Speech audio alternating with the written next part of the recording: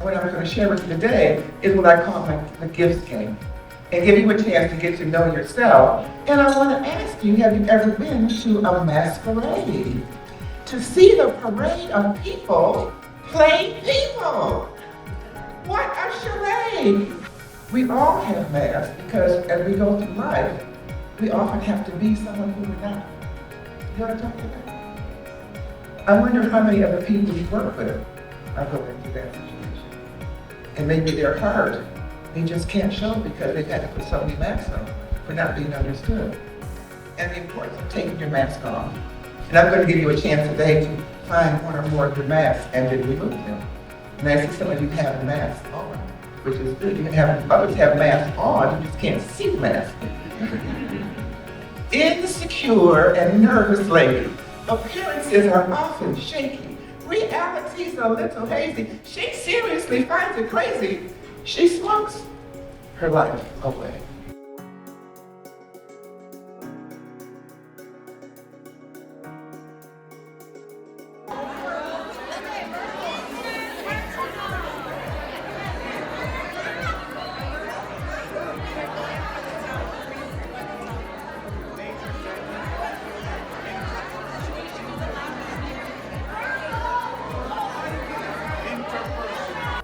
All right, well, all of my musical people, please stand up.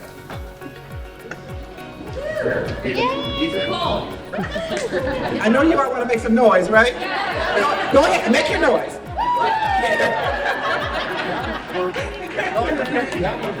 Now, how many were in your group? How many were in your group? Are they all standing?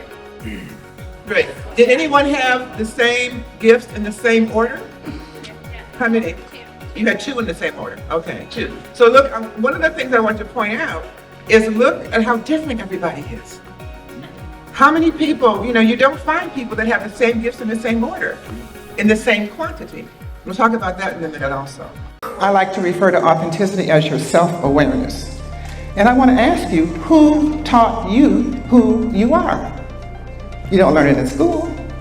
The teachers don't teach it to you. You don't really learn it at home. Most of us learn it from the bullies in the yard, in the playground. And then we spend the rest of our lives trying to undo what they told us who they said we were. And that's because there's no formalized system to teach us who we are. So when I was 28 years old, I realized I had done everything my parents had said do. I had the husband, we had beautiful cars, great jobs, money in the bank, all the things they say is important for life.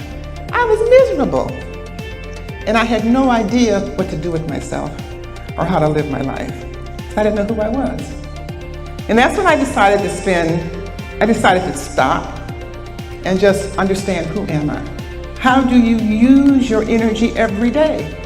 When you talk about managing your life, what you want to do is you want to manage your energy. You want to manage who you are. You want to manage how you spend your days, how you use your energy. And so understanding human energy is also very important. So let me ask you, how many of you in the room feel that you are intuitive? Raise your hands, please. Well, I didn't see all the hands. I can only saw about half of the hands up. But I can guarantee that every one of you is intuitive, and I can tell just by looking at you. And you want to know how I know that? Because you all came in here today with clothes on. At some point you ask yourself, what am I going to wear today? Did anybody ask that out loud? There's usually a couple in the room, right? Did you answer out loud as well? Sometimes they ask out loud but don't answer out loud. But most of us just ask, quietly in our mind. Either the night before or that morning, what are we going to wear today? And I see everybody going to answer, because you all came with clothes on. It's the same thing you ask yourself when you say, what are we going to eat? Or what time is it? And these are things most of us say every single day. So if you look at how you get the answer, does the answer come as a thought, as a feeling, as a memory, as something in your gut? That gives you a sense of how your inner voice speaks to you, how your intuition